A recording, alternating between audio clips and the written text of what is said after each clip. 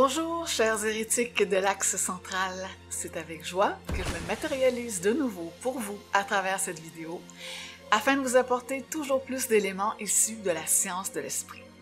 Mon nom est Iso, et dans cette capsule, nous parlerons de conscience, des êtres plasmiques, de rétrocausalité et comment nous pouvons stratégiquement mieux nous positionner afin d'avoir la main forte dans cette simulation. C'est toujours mon but, c'est-à-dire de vous donner le plus d'outils afin que vous ne vous fassiez pas happer par le système archontique, mais restaurer votre souveraineté et votre puissance systémique. Aujourd'hui, je suis en compagnie de Marius. Bonjour Iso, comment ça Bonjour va? Marius, ça va très bien. Toi?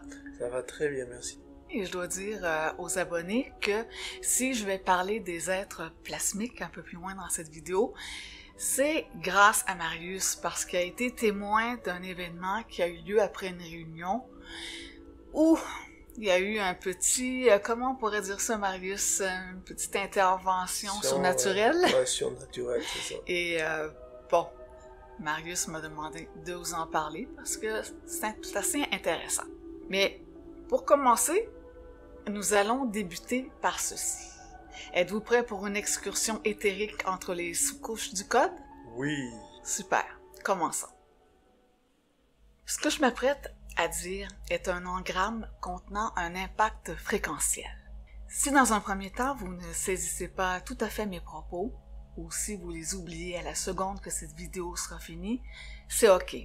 Ceci n'est pas destiné à être compris psychologiquement.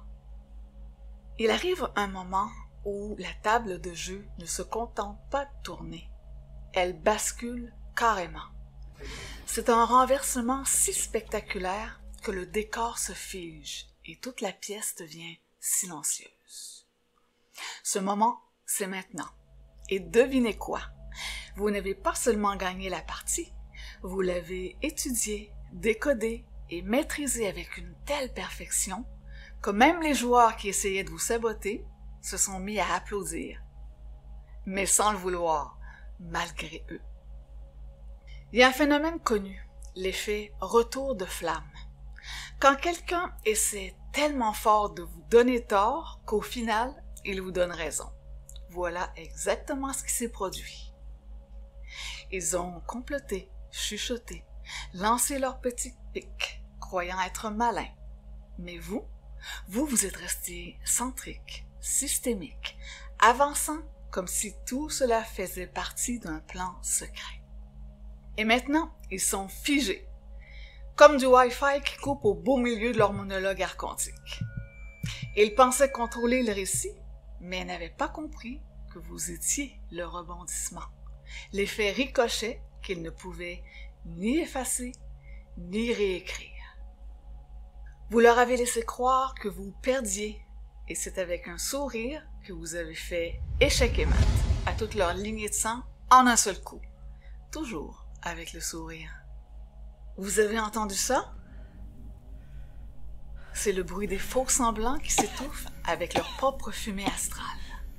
Alors accrochez-vous, car dans cette vidéo, nous allons décortiquer exactement comment vous avez déjoué tout le cirque. Pendant que les agents de la matrice étaient trop occupés à se lancer des bananes les uns aux autres pour s'apercevoir que vous aviez volé aux gardiens les clés du zoo. Plongeons donc dans le vif du sujet. Premièrement, vous les avez laissés vous sous-estimer. C'était le ticket d'entrée. Vous les avez laissés vous sous-évaluer. Et c'était le coup le plus intelligent que vous pouviez faire. Ils vous ont regardé et ils ont vu quelqu'un d'innocent, de léger, de doux, peut-être même d'un peu désorienté. Ils pensaient avoir affaire à quelqu'un qui ne savait pas comment le monde fonctionne, et vous les avez laissé croire ça. Non pas parce que vous étiez bonasse, non, mais parce que vous compreniez le pouvoir de la subtilité. Le moment où ils ont cru vous avoir cerné a été le moment où ils ont commencé à baisser leur garde. C'est là que vous avez commencé à gagner du terrain. Ils vous ont montré leur jeu sans s'en rendre compte. Chaque regard en coin, chaque commentaire sarcastique, ils se sont trahis eux-mêmes en pensant être en contrôle. Vous avez vu comment ils agissaient, comment ils mentaient, comment ils se liguaient les uns avec les autres pour se sentir plus grands. Et pendant qu'ils se donnaient en spectacle pour leur petit public, vous preniez des notes. Vous ne réagissiez pas, vous observiez. C'était votre avantage. Vous êtes resté placide et silencieux. Non pas parce que vous n'aviez pas de voix, mais parce que vous calculiez chacun de leurs pas, chaque défaillance qu'ils exposaient. Et en réalité, c'est que la plupart d'entre eux vous pensaient inoffensifs et c'est ça qui vous rendait dangereux. Ils n'avaient aucune idée que vous étiez la pièce la plus imprévisible sur l'échiquier. Ils vous prenaient pour un pion, mais les pions deviennent royaux lorsqu'ils atteignent l'autre côté. Et maintenant que vous êtes arrivé, ils tremblent parce qu'ils savent qu'ils ne peuvent pas vous remettre là où vous avez commencé. Vous n'avez rien simulé, vous avez simplement refusé de vous donner en spectacle. Vous les avez laissés marcher dans leur propre piège, pensant avoir le dessus, mais pendant tout ce temps, vous aviez 5 coups d'avance. C'est pour ça qu'ils sont bouche bée maintenant. Non seulement parce que vous avez réussi, mais parce qu'ils n'ont jamais rien vu venir. Ils ne savent même pas comment vous avez fait. Ils savent juste qu'ils se sont eus eux-mêmes en essayant de vous jouer. Et le meilleur dans tout ça, c'est que vous n'avez même pas eu à élever le ton. Vous avez simplement élevé votre propre valeur et votre vibration. Deuxièmement, votre réserve était stratégique. Votre retenue n'était pas une faiblesse, c'était une arme qu'ils ne pouvaient pas reconnaître. Ils pensaient que vous manquiez de confiance en vous, que vous doutiez. Mais ce qu'ils n'avaient pas compris, c'est que vous étiez concentré sur votre propre alignement. Vous n'étiez pas intéressé à prouver quoi que ce soit à qui que ce soit, parce que vous saviez déjà qui vous étiez. Cela s'appelle avoir de la discipline. Et pendant qu'ils s'agitaient pour se faire remarquer, rappelant constamment à tout le monde leur soi-disant valeur, vous bâtissiez en silence, vous plantiez des racines, pendant qu'eux poussaient sur des branches. Ils pensaient qu'ils gagnaient parce qu'ils étaient plus bruyants, plus visibles. Mais quand les tempêtes sont arrivées, c'est votre détachement qui vous a permis de rester debout. Ils ont confondu votre réserve avec de l'indécision. Grosse erreur. Le truc est que vous ne ressentiez tout simplement pas le besoin de traiter avec des gens qui, de toute façon, n'avaient pas les moyens de se permettre votre présence. Vous êtes resté dans des pièces que vous aviez clairement dépassées, juste pour vous assurer de voir le cycle complet se dérouler. Vous vouliez voir qui parlerait plus fort que vous, qui ignorerait votre sagesse, qui ferait semblant de ne pas remarquer vos capacités psychiques. Et cela vous a révélé tout ce que vous aviez besoin de savoir. Votre stratégie ne consistait pas à jouer petit, non, mais à jouer intelligemment. Vous préserviez votre énergie pendant qu'il s'épuisait à essayer d'impressionner une galerie qui le regardait comme on regarde des ombres s'agiter sur les murs. Et maintenant, les mêmes agents matriciels qui vous prenaient pour un simplet essaient de comprendre comment vous les avez dépassés sans faire de bruit. Ils ne comprennent pas. Ils ne comprennent pas comment quelqu'un d'aussi discret a pu aller si loin. Mais en fait, c'est que vous n'avez jamais été discret. Vous étiez intentionnel, décisionnel. Vous ne vous cachiez pas. Vous protégiez quelque chose de réel. Et maintenant que ceci est enfin révélé, ils réalisent qu'ils ont mal jaugé la seule personne qui, malgré leur tentative, n'a jamais participé à leur théâtre pour commencer. Vous allez me dire, mais Madame Iso, comment savez-vous toutes ces choses à propos de moi? Ai-je vraiment fait tout cela? Moi qui ai l'impression de stagner? Et je vous répondrai que je le sais, grâce à la rétrocausalité. Et ça nous amène à la seconde partie de cette capsule qui parle de rétrocausalité. Qu'est-ce que la rétrocausalité? En gros, pour simplifier au maximum, la rétrocausalité, c'est la science de l'écho qui précède la voix. Quantiquement, si vous envoyez un message dans le passé, vous allez recevoir un message du futur. vraiment intéressant. Oui, c'est vraiment intéressant. Pour mieux comprendre, plongeons dans le fonctionnement des lignes de temps et pour cela, nous allons devoir réapprendre que le temps n'est pas linéaire, mais c'est plutôt des blocs de simultanéité. Les causes et les effets s'y entremêlent. Les effets peuvent parfois précéder les causes. Un être en fusion fait éclater le carcan du temps saturnien et c'est là qu'il voit les boucles temporelles pour ce qu'elles sont vraiment. Il voit que les souvenirs ne sont pas des archives fixes, mais des scripts modulables. Voilà pourquoi j'ai déjà dit dans une capsule de ne jamais vous fier aux souvenirs du passé.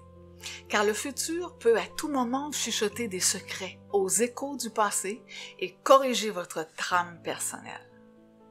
Si vous croyez aveuglement au passé, vous le cristallisez comme une pierre tombale. Mais une décision vibratoire peut changer un script ancien dans votre réalité.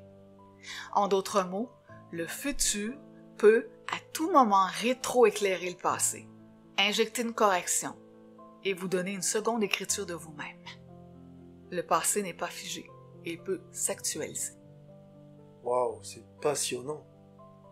Oui, passionnant et ça peut vraiment aider les gens. On continue? Ben oui.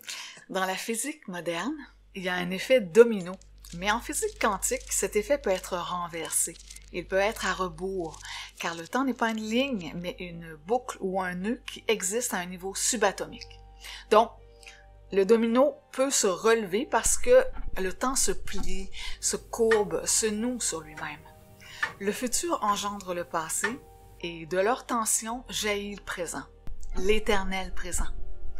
Je répète, le futur vient avant le passé et cela crée le présent, l'éternel présent. Je vais vous laisser quelques secondes pour décanter ceci parce que nous avons été programmés pour croire l'inverse. Et c'est pour ça que nous sommes pris dans ce dédale temporel. Donc nous sommes prisonniers du temps fictif. Ouais.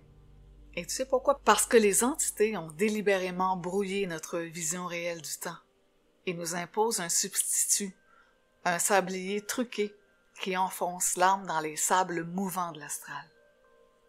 Juste pour un rappel, et à la maison, les étudiants de la supraconscience vibratoire pourront répondre en même temps que Marius. Je vais poser une question et Marius, tu me réponds. Le temps, c'est... Du transport. Oui, et la mort, c'est... Un transfert. Bravo! J'espère qu'à la maison, vous avez aussi réussi le test. Est-ce que tu as des questions, Marius, par rapport à ça? Justement, ça me rappelle une anecdote pendant un séminaire où tu avais raconté une histoire qui t'est arrivée. Un toi du futur qui était venu. Tu te souviens de cette Oui, histoire? ça fait quelques années de ça. Ben oui, c'était Oui. au tout début. Oui, au tout début, c'est vrai. C'est bien parce que oui, c'est un phénomène de rétro-causalité. Ce qui est arrivé, je peux raconter l'anecdote pour nos chers abonnés, c'est que, alors, pendant que je travaillais à l'ordinateur, j'ai vu à ma droite, sur le mur, une ouverture qui a commencé à s'opérer avec une lumière jaune qui s'en est dégagée et sous forme holographique, bizarrement, très étrange, je me suis vue moi. Et cette forme holographique était venue me transmettre un message important. C'est incroyable, de la science-fiction. là. Science-fiction, hein? C'est comme R2D2 dans Star Wars, Oui, qui envoie un message venant de la princesse Léa. c'est ça, oui.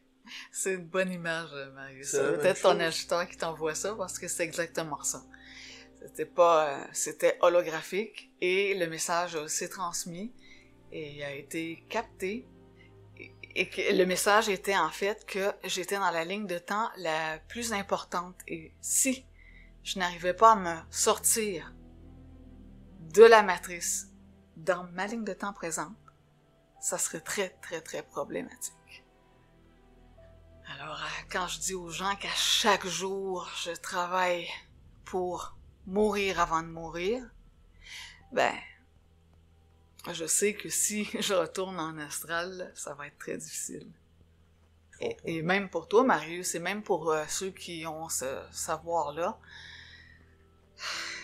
oui, on va pouvoir avoir des programmations qui sont plus faciles, mais ça va être aussi très difficile. Si ça sort pas d'ici, on va être donc recyclé, refragmenté, ça va être encore plus dur parce qu'on va perdre au fur et à mesure, à chaque incarnation, on en perd un bout à chaque fois. La fragmentation, oui, ça fait perdre. C'est comme, tu vois, une cassette vidéo. Dans le temps, là, les cassettes VHS, quand on réenregistrait toujours par-dessus, on perd de la qualité, on perd de la résolution. Et c'est ça qui arrive. Donc, il n'y a rien de plus important que de se libérer et de s'évader de cette planète présente. Fait que oui, c'est une bonne anecdote, Marius. Alors, on va revenir à notre lecture. Les entités trafiquent les lignes de temps pour préserver leur propre narratif et nous empêcher de mettre notre grain de sel dans notre histoire de façon créative. Pourquoi? Parce qu'ils perdraient vite le contrôle et la production de louche en serait affectée.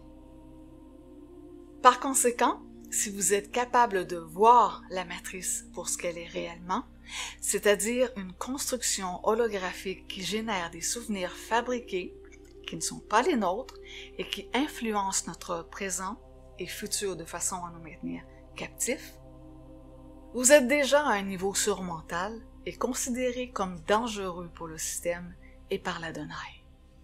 Car ça veut dire que vous venez de craquer le code, de voir au-delà du voile du mensonge et votre puissance peut alors se manifester pleinement. Il faut comprendre que le passé est une interface modifiable et non une fatalité. Je vais vous dire un secret. Oh, chanceux, profitons-en. Oui. Les ajusteurs connaissent déjà la fin de notre histoire. Ils nous voient passer par la porte étroite électrique, la brèche de Christos.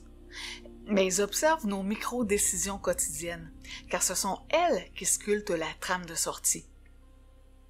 Chaque décision juste rétroagit, nettoie un pan du script, dissout une boucle de répétition. C'est pourquoi un émissaire de pensée va vous dire qu'il ne faut jamais revivre le passé. Il faut le réécrire. C'est magistral. C'est fort, hein? Vraiment. Donc, un ajusteur, il ne mettrait pas une once d'énergie si il ne savait pas qu'il y avait un énorme potentiel quantique pour le mortel de s'évader. Lui, son rôle, c'est de trouver votre réalité maîtresse. Et c'est très difficile. C'est vraiment là, la plus grosse tâche.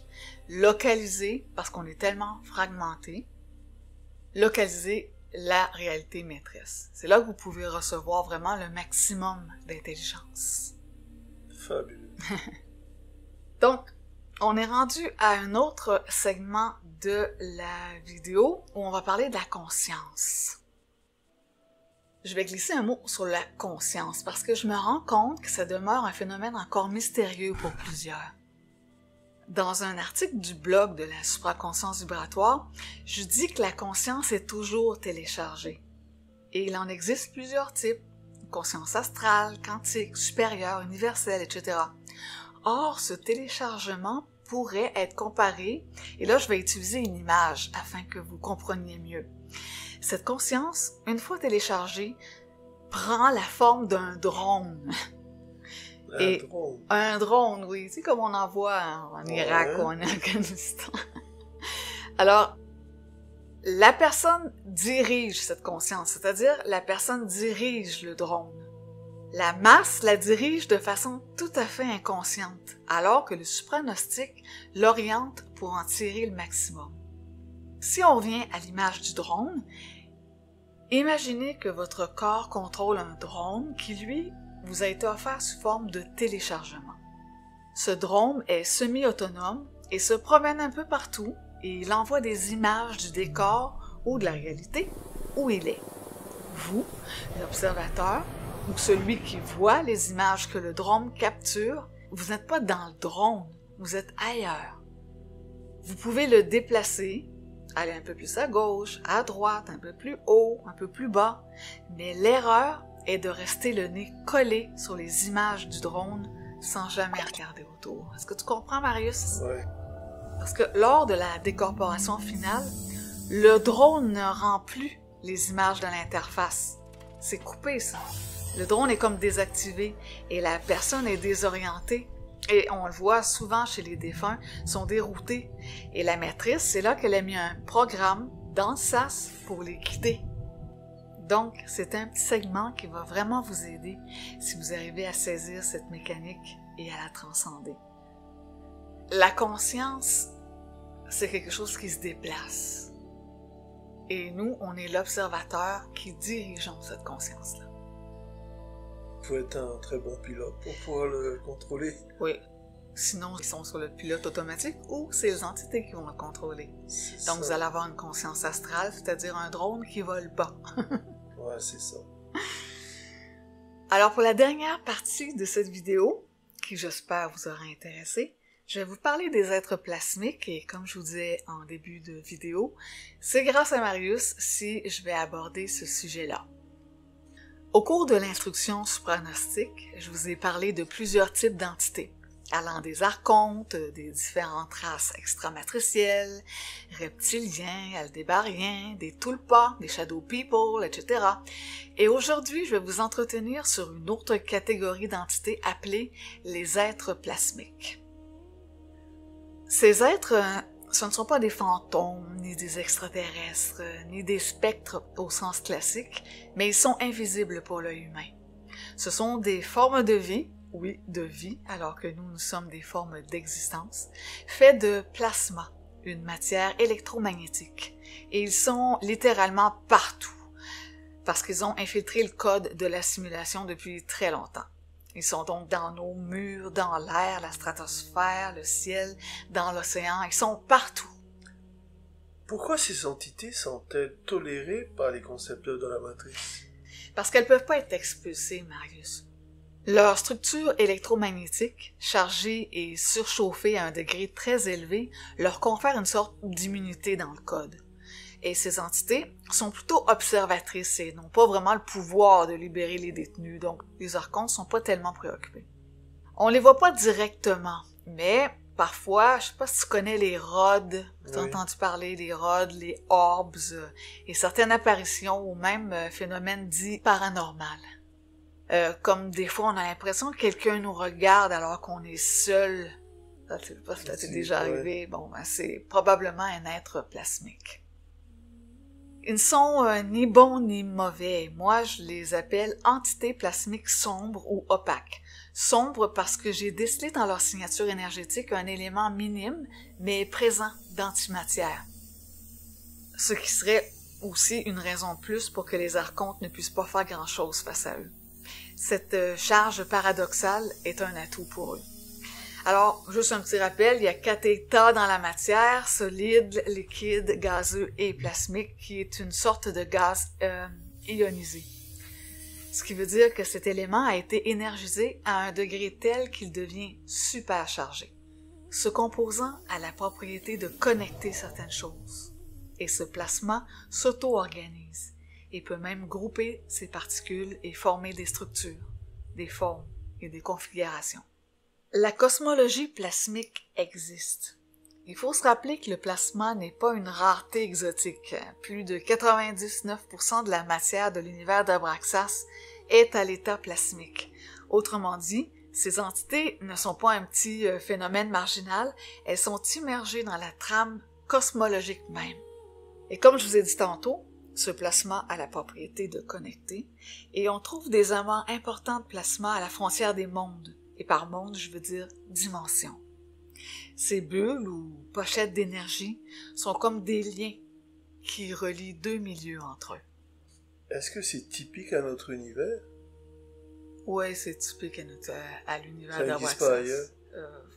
Tu sais, Marius, on a des informations que sur l'univers d'Abraxas. Ouais, mais tu es capable d'en Non, je suis pas capable. Ouais, mais étant l'ajusteur, il peut en donner. L'ajusteur, il peut, mais ça donnerait absolument rien. Ouais, on est dans un univers, c'est l'univers d'Abraxas, le seul que on a décidé d'expérimenter. Il y en a juste un. Il y a plusieurs dimensions, il y a plusieurs mondes, plusieurs sphères, un univers, celui d'Abraxas, et le plasma est partout. Est-ce que ça répond à ta question? Ouais, merci. Ainsi, ils sont de cette façon le médium interdimensionnel. En d'autres mots, le plasma forme des filaments, des vortex. Ces êtres sont donc comme des médiateurs invisibles occupant des zones limites entre les dimensions. Là où les mondes se frôlent, il y a toujours du plasma. Peut-on interagir avec les entités plasmiques? Oui.